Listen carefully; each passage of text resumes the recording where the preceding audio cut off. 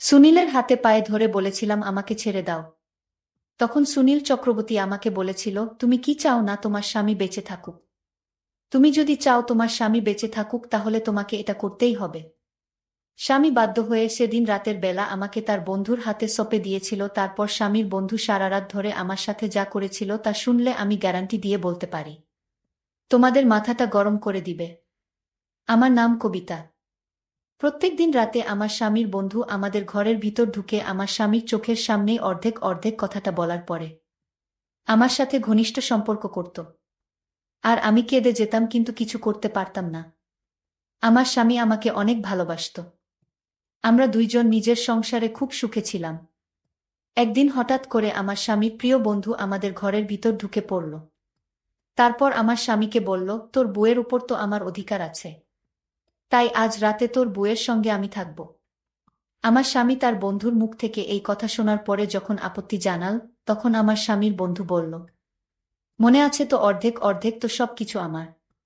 তারপর আমার স্বামী তার বন্ধুর মুখ থেকে অর্ধেক অর্ধেক কথা শোনার পরে আমাকে তার বন্ধুর হাতে সঁপে দিল এবং রুম থেকে মাথা নিচু করে বাইরে চলে গেল।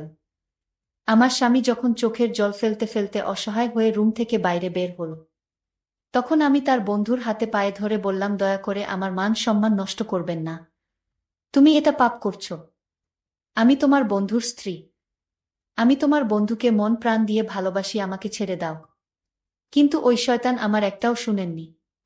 আমি তো এটা বুঝতে পারছিলাম না যে ওই অর্ধেক অর্ধেক কথার মধ্যে এমন কি লুকিয়েছিল, যেটার জন্য আমার স্বামী অনেক অসহায় হয়ে আমাকে তার বন্ধুর হাতে সঁপে দিতে বাধ্য হয়েছিল। এই পৃথিবীতে কোনো স্বামী এটা চাইবে না যে তার স্ত্রীর সঙ্গে অন্য পুরুষ কোনো বাজে আচরণ করুক। আর এদিকে আমার স্বামীর চোখের সামনেই তার বন্ধু আমার সঙ্গে সব কিছু করত। কিন্তু জানি না কেন আমার স্বামী এত লাচার ও অসহায় ছিল, তার বন্ধুর অর্ধেক অর্ধেক কথা শুনে জানি না এমনকি বাধ্যতা ছিল অর্ধেক অর্ধেক কথার মধ্যে। আসলে বিয়ের পরে আমি শ্বশুরবাড়িতে 3 বছর ছিলাম। 2 বছর পরে আমার স্বামী যখন খুলনায় চাকরি পেল তখন আমি স্বামীর সঙ্গে খুলনায় চলে এসেছিলাম। চাকরি পাওয়ার 5 থেকে 6 বছর পরে আমার স্বামী নিজের জমানো টাকা থেকে একটা ছোট্ট বাড়ি কিনেছিল। তার আগে স্বামীর সঙ্গে আমি একটা ভাড়ার বাড়িতে থাকতাম। স্বামী যখন খুলনায় চাকরি পেয়েছিল তখন আমি স্বামীর সঙ্গে শহরে চলে এসেছিলাম। আমার স্বামীর নাম রাজেশ। স্বামী আমাকে ভালোবেসে বিয়ে করেছিল। আসলে সে আমাকে বেশ কয়েকবার দেখেছিল। আমার বাড়ি থেকে রাজেশের বাড়ির দূরত্ব মাত্র 30 মিনিটের। বিয়ের পরে রাজেশ বলেছিল আমাদের বিয়ের 1 বছর আগে থেকে সে নাকি আমার উপরে লক্ষ্য রেখেছিল। তারপর সে নিজে আমার বাবার বাড়িতে এসে বাবার কাছে তার সঙ্গে আমার বিয়ের প্রস্তাব রেখেছিল। বাবা রাজেশের সঙ্গে আমার বিয়ে পাকা করেছিল। কারণ গ্রামে রাজেশের খুব ভালো নাম ছিল। কারণ সে পড়াশোনায় খুব ভালো ছিল এবং গ্রামের সবাই জানত রাজেশ একদিন না একদিন অবশ্যই একটা ভালো জায়গায় চাকরি পাবে। রাজেশ যেহেতু শিক্ষিত ছিল এবং সে চাকরি পাবে এটা ভেবে আমার বাবা রাজেশের সঙ্গে আমার বিয়ে দিয়েছিল। এবং গ্রামে রাজেশের বাবার অনেক জমি জায়গাও ছিল। বাবা ভেবেছিল রাজেশের ঘরে আমি অনেক সুখে থাকব। কিন্তু আমার কপালে যে এত কষ্ট লেখা ছিল সেটা আমি ও আমার পরিবারের লোক কেউ স্বপ্নেও ভাবতে পারেননি। বাবা মা যখন তার ছেলে মেয়ে কোনো একটা সম্বন্ধ খুঁজে বের করে বিয়ে পাকা করে, তখন তারা এটা ভেবেই বিয়ে দেয় যে আমার ছেলে বা মেয়ে খুব সুখে থাকবে। কিন্তু কার কপালে কি লেখা আছে এটা তো কেউ বলতে পারবে না। বিয়ের পরে আমি কিন্তু খুব সুখে ছিলাম। আমার স্বামী আমাকে ভীষণ ভালোবাসত, কারণ এমনিতেই সে আমাকে আগে থেকে পছন্দ করত। কিন্তু আমি তাকে চিনতাম না। বিয়ের পরে স্বামী আমাকে বলেছিল সে নাকি আমাদের বিয়ের আগে থেকেই আমাকে ভালোবাসত, কিন্তু সামনে থেকে কোনোদিন কিছু বলার সাহস পায়নি। তাই সে সরাসরি আমার বিয়ের ব্যাপারে বাবার সঙ্গে কথা বলেছিল। বাসর রাতে আমাকে উপহার হিসেবে সোনার চেন দিয়েছিল এবং বলেছিল একটু একটু করে টাকা জমিয়ে নাকি সে সোনার চেনটা আমার জন্য তৈরি করেছে। কারণ আমাদের বিয়ের আগে রাজেশ বেকার ছিল। সে তখন তার দাদার দোকানে থেকে তার দাদার কাজে সাহায্য করত এবং তার দাদা হাতখরচ হিসেবে প্রত্যেক মাসে রাজেশকে কিছু টাকা দিয়ে দিত। সে ওই টাকা থেকে কিছু টাকা জমিয়ে আমার জন্য এই সোনার চেন বানিয়েছিল। তারপর বিয়ের পরে রাজেশ যখন চাকরি পেল তখন রাজেশের সঙ্গে আমিও শহরে চলে এসেছিলাম। কারণ বোর্ডের এটা অনেক দিনের স্বপ্ন ছিল যে নিজের টাকা দিয়ে বাড়ি কিনবে। আমাদের নিজস্ব বাড়ি আসার পরে মনে হয়েছিল জীবনের সব সুখ এবং আনন্দ আমি পেয়ে গেছি। মাঝে মধ্যে আমার বাবা মা আমাদের সঙ্গে দেখা করতে আসত। আমার বাবা তো এটা ভেবে খুশি ছিল যে আমার বিয়ে রাজেশের সঙ্গে দিয়ে একদম ঠিক করেছে, যার জন্য আজ আমি এত সুখে আছি। কিন্তু আমার জীবনে খারাপ অধ্যায় তো সেই দিনই শুরু হয়ে গেছিল। যেদিন আমার স্বামীর বন্ধু হঠাৎ করে আমাদের বাড়িতে ঢুকে পড়েছিল, সেদিন আমি রাজেশ পছন্দের তরি-তরকারি রান্না করেছিলাম। সেদিন দুপুরবেলা আমি ওর স্বামী দুজনে একসঙ্গে বসে খাবার খাচ্ছিলাম এবং আমরা খুবই খুশি ছিলাম। তখন হঠাৎ করে আমাদের বাড়ির বেল বেজে উঠল। রাজেশ তখন আমার মুখের দিকে চেয়ে বলল, এই দুপুরবেলা আমাদের বাড়ি থেকে এসেছে। সেদিন রাজেশের ছুটির দিন ছিল। সেদিন সারাদিন স্বামী আমার সঙ্গেই ছিল। আসলে ছুটির দিনে স্বামী আমার অনেক কাজে সাহায্য করে দিত। তারপর বাড়ির বেল বাজার পরে আমি যখন দরজা খুলতে গেলাম, তখন তাকে চিনতে না পেরে যখন স্বামীকে ডাক দিলাম, তখন স্বামী এসে তাকে দেখামাত্র এত বেশি ঘাবড়ে গেল যে তার মুখ দিয়ে কথা বের হচ্ছিল না। কিছুক্ষণ পরে দরজার ওপারে দাঁড়িয়ে থাকা ছেলেটি যখন আমার স্বামীর দিকে মুচকি হেসে বলল, কি ব্যাপার বন্ধু? আমাকে দেখে তুমি অনেক বেশি ভয় পেয়ে গেলে, আমাকে বাড়ির ভিতরে ডাকবে না? এইভাবে দরজার সামনে দাঁড়িয়ে দাঁড়িয়ে আমার দিকে তাকিয়ে কি লাভ? তোমার বাড়ি মানেই তো আমার বাড়ি, তাই আমাকে বাড়ির ভিতরে আসতে দাও। ওই কথাটা বলা মাত্রই ছেলেটি আমাদের অনুমতি ছাড়াই বাড়ির ভিতরে প্রবেশ করল। আমি তখন স্বামীর মুখের দিকে হাঁ করে আশ্চর্য হয়ে তাকিয়েছিলাম, কারণ আলগা মানুষ কিভাবে আমার স্বামীর চোখের সামনেই আমাদের বাড়িতে প্রবেশ করতে পারে। আমি তখন রেগে গিয়ে স্বামীকে বললাম, এই ছেলেটা কে? আর তার সাহস কি করে হলো আমাদের বাড়ির ভেতরে এভাবে প্রবেশ করার? তুমি তাকে কিছু বললে না কেন? রাজেশ বলল, এটা আমার ছোটবেলার বন্ধু। এর নাম হচ্ছে সুনীল চক্রবর্তী। ছেলেটি বাড়ির ভিতরে ঢুকে আমাদের কোনো কিছু না বলেই একটা ঘরের মধ্যে নিজের জিনিসপাতি ভরে দিয়ে স্বামীকে বলল, আমার প্রিয় বন্ধু, আজকে থেকে এই রুমটা হচ্ছে আমার। আমার স্বামীর বন্ধুর অসভ্যতা দেখে আমি স্বামীকে বললাম, তোমার বন্ধুকে এত বেশি আশকারা দিচ্ছে কেন? আমার বন্ধু তো এমন ব্যবহার করছে, মনে হচ্ছে যেন এই বাড়িটা তোমার নয়, তোমার বন্ধুর। আর তুমি এইভাবে তাকে কিছু না বলে চুপচাপ ভূতের মতো দাঁড়িয়ে আছো কেন বলো? তখন সে বলল, তুমি চিন্তা করো না, ও কিছুদিন পরেই আমার এখান থেকে চলে যাবে। আমার বন্ধুর একটু অভ্যেস আছে আমার সব জিনিসের উপরে দখল আন্দাজি করা। সে ছোটবেলা থেকেই আমার প্রত্যেকটা জিনিসের উপরে নিজের অধিকার দেখাত। আসলে ছোটবেলা থেকে আমি তাকে নিজের ভাইয়ের মতো ভালোবাসতাম, কারণ আমার মতো তারও বাবা মা অনেক আগেই মারা গেছিল। তাই আমি তাকে নিজের ভাইয়ের মতোই অনেক ভালোবাসতাম। স্বামীর বন্ধুর ব্যবহার দেখে আমাদের তো দুপুরের খাবার দাবার উঠে গিয়েছিল। তারপর আমার স্বামীর বন্ধু ঘরের ভেতরে নিজের জিনিসপাতি রাখার পরে আমাদের কিছু না বলে আমার স্বামীর চেয়ারে বসে স্বামীর প্লেটের খাবারটা নিয়ে খেতে শুরু করে দিল। আমি তখন রাগে স্বামীর বন্ধুকে বললাম, এই প্লেটটা তো আমার স্বামীর, তোমাকে আমি অন্য প্লেটে খাবার দিচ্ছি। আমার স্বামীর বন্ধু বলল, না না, প্লেট আলাদা করার কোনো দরকার নেই, আমরা সবকিছু অর্ধেক অর্ধেক ভাগ করে নেব। তাই এই প্লেটের খাবারটাও আমরা অর্ধেক অর্ধেক খেয়ে নিতে পারব। এই কথাটা বলে সে আমার স্বামীর ভাগের খাবারটা খেয়ে চলে গেল। আমি তো হাঁ করে আশ্চর্য হয়ে স্বামীর মুখের দিকে তাকিয়েছিলাম, কারণ এত অসভ্যতা করতে আমার জীবনে আমি কাউকে দেখিনি। জানি না আমার স্বামী কী কারণে তার বন্ধুকে এত বেশি আশকারা দিচ্ছিল।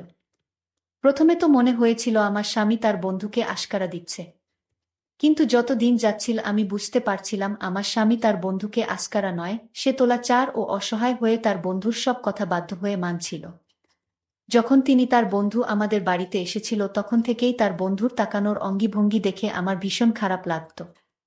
এমনকি সে আমাদের বেডরুমের ভিতর ঢুকে আমার স্বামীর জামা কাপড় নিজের গায়ে দিত, আমাদের অনুমতি ছাড়াই, এবং আমি যখন বাধা দিতাম তখন সে আমার নাম ধরে বলতো, আরে কবিতা, তুমি আমাদের দুজনের গোপন কথার ব্যাপারে কিচ্ছু জানো না, তাই তুমি আমারও রাজেশের মাঝে না আসলেই ভালো। সে যখন আমাকে বৌদি না বলে নাম ধরে ডাকতে শুরু করেছিল, তখন রাগে আমার মাথা পুরো গরম হয়ে গিয়েছিল।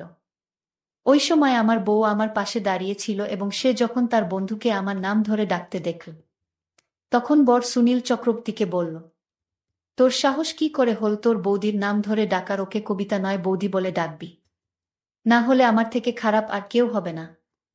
আমার স্বামীর বন্ধু তখন স্বামীর কাছে তার কানের কাছে গিয়ে আস্তে করে বলল, মনে আছে তো, অর্ধেক অর্ধেক। সে যখন আস্তে করে আমার স্বামীকে অর্ধেক অর্ধেক কথা বলেছিল, তখন আমি শুনতে পেয়েছিলাম এবং না পেরে স্বামীকে পার্সোনাল ভাবে জিজ্ঞেস করেছিলাম যে তোমার বন্ধু প্রত্যেকটা কথায় অর্ধেক অর্ধেক কেন বলে।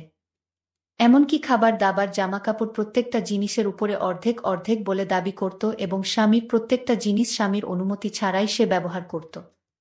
স্বামী তখন আমাকে সব সত্যি কথা বলেছিল। আসলে ছোটবেলায় সুনীলের সঙ্গে আমার স্বামী খুব ভালো বন্ধুত্ব ছিল এবং তারা দুজনে ওই গ্রামের একজন গুরুজিকে খুবই মানত। এমনকি আমার স্বামী গুরুজির সামনে শপথ দিয়েছিল যে নিজের সুখ দুঃখ ভালো মন্দ সব কিছু নাকি তার বন্ধু সুনীলের সঙ্গে ভাগ করে নেবে।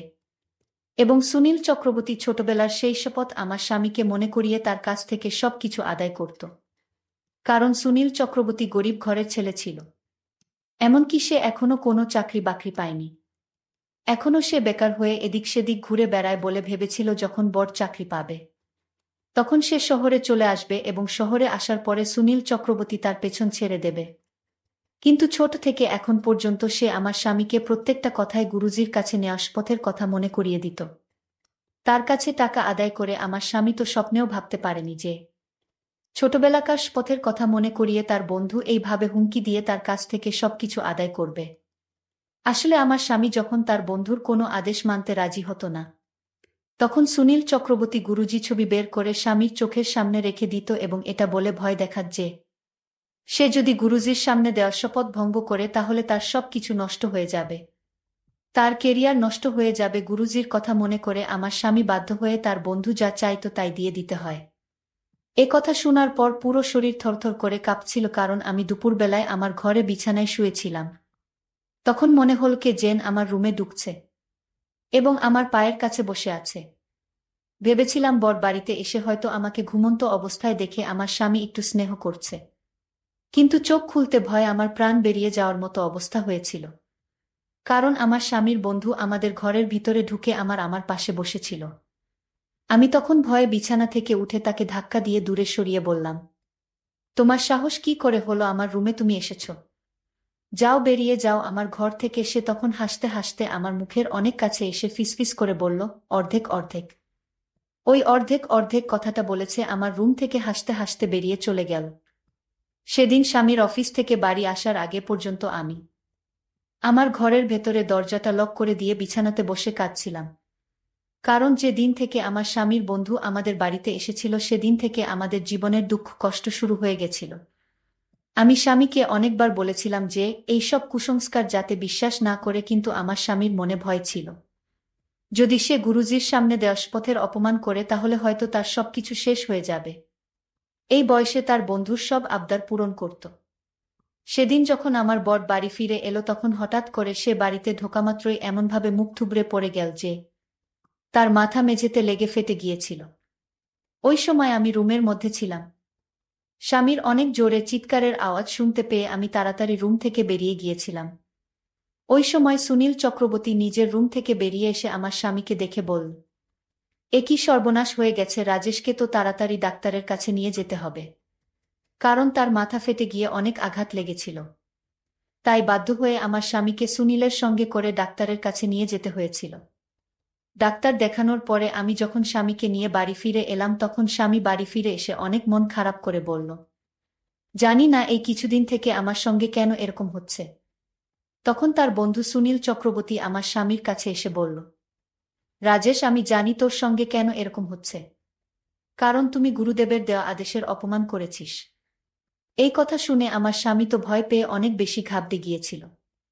আমি তখন রেগে সুনীল চক্রবর্তীকে আমাদের রুম থেকে বাইরে চলে যেতে বলেছিলাম, কারণ আমি বুঝতে পেরেছিলাম সে সবসময় গুরুদেবের কথা বলে আমার স্বামীকে ভয় দেখাত এবং নিজের আবদারগুলো পূরণ করত।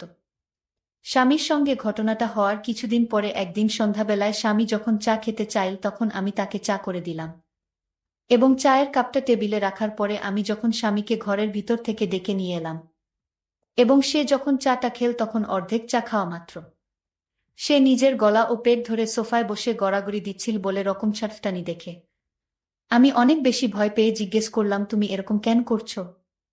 হঠাৎ করে তোমার কি হলো? স্বামীর এরকম অবস্থা দেখে আমি তো ভীষণ ভয় পেয়ে গিয়েছিলাম, কারণ এর আগে এরকম কখনো হয়নি। স্বামী যখন অনেক বেশি ছটফট করছিল তখন আমি বাধ্য হয়ে সুনীল চক্রবর্তীকে ডাক দিয়েছে। তখন নিজের রুম থেকে বেরিয়ে এসে জিজ্ঞেস করল কি হয়েছে। তখন আমি বললাম, তোমার বন্ধুর হঠাৎ করে শরীর খারাপ হয়ে গেছে, জানি না কি হয়েছে তাকে। এক্ষুনি ডাক্তারের কাছে নিয়ে যেতে হবে। তুমি আমার সাহায্য করো। সেদিন আবার তাড়াতাড়ি করে স্বামীকে ডাক্তারের কাছে নিয়ে যেতে হয়েছিল। ডাক্তার দেখানোর পরে জানতে পারলাম কিছু বিষাক্ত জিনিসের জন্য তার গলা ও পেট অনেক জ্বালা করছিল। স্বামীর বারবার এরকম অবস্থা দেখে আমিও নিজের কথা বিশ্বাস করতে লেগেছিলাম। প্রথমে আমি ভাবতাম স্বামীর সঙ্গে যা হচ্ছে সেগুলো সব হয়তো ষড়যন্ত্র। কিন্তু বারবার একটা মানুষের সঙ্গে কাকতালীয় কিভাবে হতে পারে? ঠিক ওই সময় সুনীল চক্রবর্তী আমাকে বলল, এগুলো সব গুরুজির আদেশের অপমান করার ফল তোমরা ভোগ করছো। যতদিন গুরুদের কাছে নেওয়া শপথের পালন করবে না ততদিন তোমাদের জীবনে এরকম দুর্ঘটনা ঘটবে। সুনীলের কথা শোনার পরে আমার স্বামী বলছিল, তাহলে আমাকে কি করতে হবে? কারণ আমি আর এইভাবে ভয়ে ভয়ে বাঁচতে পারবো না। আমার কবিতার সুখের সংসারে শান্তি ফিরিয়ে আনার জন্য যা করতে হয় আমি করব। তখন সুনীল চক্রবর্তী মুচকি হেসে বলল, একটাই উপায় আছে, সেটা হচ্ছে অর্ধেক অর্ধেক। তুই যে শপথ গুরুজির কাছে নিয়েছিল সেটা পালন করতে হবে। তবে তুই এই শান্তি ফিরে পাবে তার সুস্থ হওয়ার পরে। আমার স্বামী তার সম্পত্তি, বাড়িঘর সব কিছু তার বন্ধু ও নিজের নামে অর্ধেক অর্ধেক করেছিল। এদিকে আমি স্বামীকে এই কথাটা বলিনি যে তার বন্ধু প্রত্যেক দিন আমার ঘরে এসে আমার সঙ্গে নোংরামি করার চেষ্টা করে। কারণ আমি যখন প্রথমে আমার স্বামীকে সুনীলের ব্যাপারে বলেছিলাম যে তার বন্ধু মোটেই ভালো মানুষ নয়, সে আমার উপরে নোংরা নজর দিয়েছে। কিন্তু তখন আমার স্বামী আমার কথার অত গুরুত্ব দিইনি। কারণ আমার স্বামী নিজেও ভাবতে পারেননি যে তার বন্ধু আমার সঙ্গে এত খারাপ আচরণ করতে পারে। সেই সময় যদি আমার স্বামী নিজের মনে একটু সাহস করে সুনীল চক্রবর্তীকে ঘর থেকে বের করে দিত, তাহলে আমাদের আজ এত খারাপ অবস্থা হতো না। কিন্তু আমার স্বামী গুরুজির উপর এত বেশি অন্ধ বিশ্বাস করেছিল যে সে ভয় পেয়ে নিজের সব কিছু ত্যাগ করতে রাজি হয়ে গেছিল। আমার বোনের উপর দিয়ে ওই সময় অনেক বেশি দুর্যোগ যাচ্ছিল। ওই জন্য আমি আর সাহস করে এটা বলতে পারি যে সুনীল চক্রবর্তী যখন সুযোগ পায় আমার ঘরে এসে আমার সঙ্গে নোংরামি করার চেষ্টা করে। কারণ এইসব শোনার পরে আমার স্বামী হয়তো আরও বেশি ভেঙে পড়ত। কিন্তু আমার স্বামী যখন তার সব সম্পত্তি ও বাড়িঘর সুনীলের নামে অর্ধেক করে দিয়েছিল, তারপরে কিন্তু সুনীল চক্রবর্তী সুযোগ পেলে আমার ঘরের ভিতরে এসে কখনো বা আমার শাড়ির আসল নিয়ে টানাটানি করত। এরকম খারাপ আচরণ দেখে আমি তাকে জোরে একটা থাপ্পড় মেরেছিলাম। সে তখন আমাকে বলেছিল, অর্ধেক অর্ধেক মনে আছে তো? নইলে তোমার স্বামীর মৃত্যু নিশ্চিত, এটা আমি তোমাকে লিখে দিতে পারি। আর এটা আমার কথা নয়, এটা হচ্ছে গুরুজির কথা। সুনীলের মুখ থেকে স্বামীর মৃত্যুর কথা শুনে আমার ভয়ে হৃদস্পন্দন বেড়ে গিয়েছিল। বুঝতে পারছিলাম না কিভাবে এই শয়তানের হাত থেকে নিজেকে ও নিজের স্বামীকে বাঁচাবো। কারণ সুনীল চক্রবর্তী তো আমার স্বামীর সব সম্পত্তি অর্ধেক দিয়েছিল। শুধু আমিই বাকি ছিলাম। সুনীল চক্রবর্তীকে সবকিছু অর্ধেক দিয়ে দেওয়ার পরেও আমার স্বামীর উপর থেকে দুর্যোগ কাটেনি। তারপরেও আমার স্বামীর সঙ্গে কিছু না কিছু দুর্ঘটনা ঘট। তখন আমার স্বামী সুনীল চক্রবর্তীকে বলল, আমি তো গুরুজির আদেশ মতো তোকে আমার সবকিছু অর্ধেক দিয়ে দিয়েছি, তারপরেও কেন আমার ক্ষতি হচ্ছে? সুনীল চক্রবর্তী তখন আমার দিকে তাকিয়ে বলল, বন্ধু, তুই এখনো সবকিছু ভাগ করিসনি। সবকিছু অর্ধেক মানে হচ্ছে সবকিছু। কিন্তু তোর বউকে তো এখনো ভাগ করিসনি। তোর বউকেও ভাগ করে আমাকে অর্ধেক দিতে হবে, তবে তোর উপর থেকে দুর্যোগ কাটবে। আমি তখন সুনীলের হাতে পায়ে ধরে বলেছিলাম, আমার সাথে এমনটা করো না। তখন সুনীল চক্রবর্তী আমাকে বলেছিল, তুমি কি চাও না তোমার স্বামী বেঁচে থাকুক? তুমি যদি চাও তোমার স্বামী বেঁচে থাকে তাহলে তোমাকে এটা করতেই হবে। স্বামী বাধ্য হয়ে সেদিন রাতের বেলা আমাকে তার বন্ধুর হাতে সঁপে দিয়েছিল, কিন্তু এই রাতে সে আমার মান সম্মান কেড়ে নিয়েছিল। পরদিন সুনীল তার বুকে ফোন করে বলল, আমি রাজেশের সব অর্ধেক পেয়ে গেছি। তার সম্পত্তির দলিল অর্ধেক আমার নামে দিয়েছে।